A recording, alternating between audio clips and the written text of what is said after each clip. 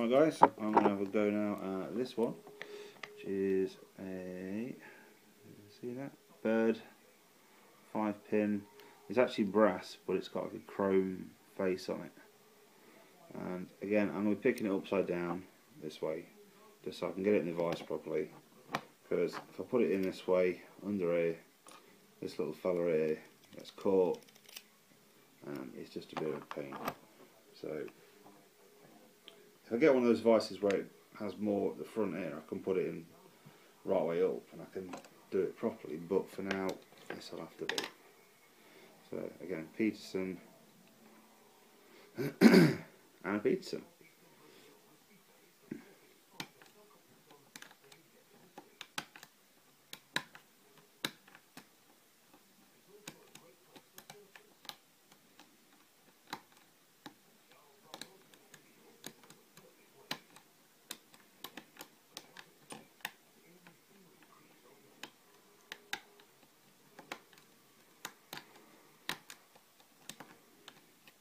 There we go.